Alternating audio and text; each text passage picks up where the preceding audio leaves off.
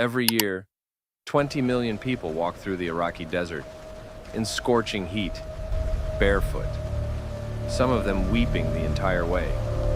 They are not marching for a living leader. They are not celebrating a victory.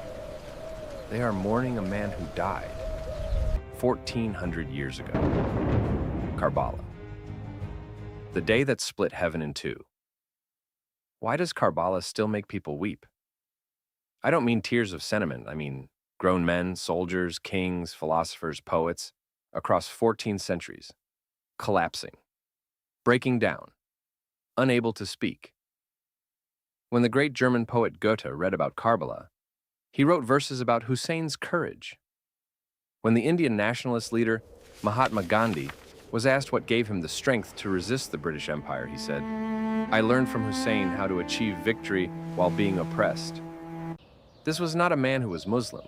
This was a man who looked at Karbala and saw something so universal, so raw, so eternally human, that it crossed every boundary of religion, culture, and time. So the question is not, what happened at Karbala? The question is, why does it still feel like it happened yesterday? That is what we are going to answer today. To understand the earthquake, you must first understand the silence before it. The year is 680 CE. The Islamic calendar reads 61 AH, just 50 years after the death of the Prophet Muhammad. And already, something has gone terribly wrong. The Prophet had built a community on a revolutionary idea, that no man of another is a trust, not an inheritance, that the leader must serve, not be served. But 50 years later, a man named Yazid ibn Muawiyah sits on the throne of the Islamic world. And Yazid is everything the Prophet stood against.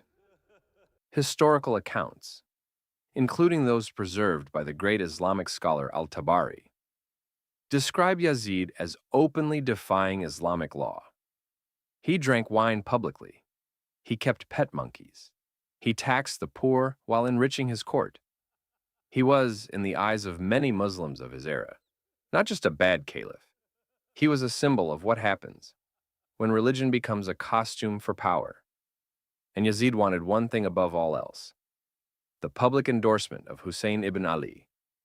Because if Hussein, the grandson of the Prophet himself, bent the knee, then every Muslim would follow. Here's what you need to understand about Hussein ibn Ali. He was not just a political figure. He was not just a military commander. He was, in the eyes of those who loved him, a living connection to the divine.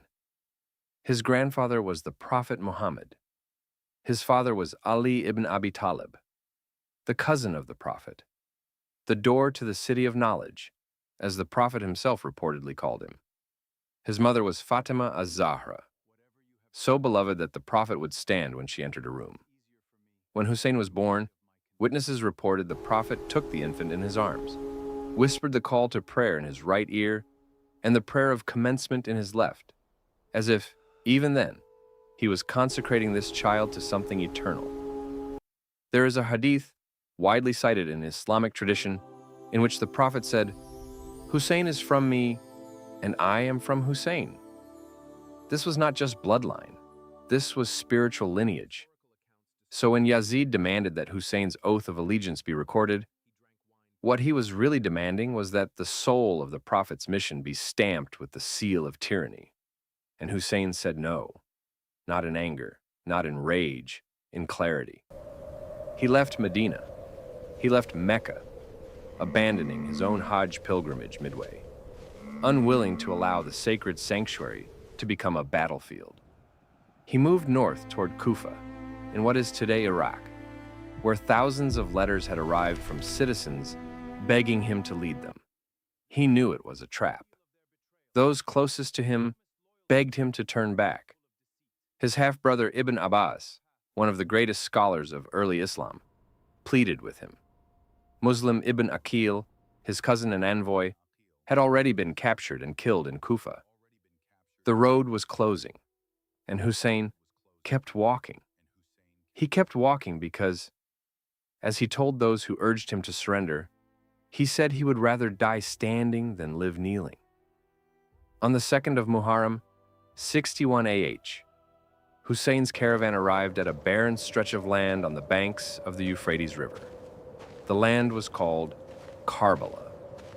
The word itself, in Arabic, is said by some scholars to derive from karb, meaning grief, and bala, meaning trial.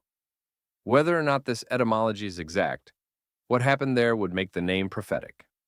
The Umayyad army, under the command of Umar ibn Sa'd, surrounded them. Then they did something that history has never forgiven. They cut off the water supply. On the 7th of Muharram, 3 days before the battle, access to the Euphrates was blocked. In the desert heat of Iraq, Hussein's camp, which included women, children, and infants, began to suffer from thirst. His infant son, Ali Asghar, only months old, was dying of dehydration. There is an account, preserved in classical Islamic sources, where Hussein walked toward the enemy lines carrying the infant, appealing to whatever mercy existed in their hearts. He held up the child. He asked for water for the baby. An arrow was fired. It struck the infant in the throat. Hussein caught the child's blood in his palm. He raised his hand toward the sky. And he said, in words that have been transmitted across 14 centuries, words that scholars at their best translate as, "O God, whatever you have decreed, I accept. And this is easier for me than what you see of my condition." This is the moment. This is the moment that people weep at 1,400 years later. Not because of the violence. History is full of violence. But because of what a man chooses in that moment. He could have surrendered. He could have saved his family. He could have accepted Yazid's terms and lived. He chose not to. The 10th of Muharram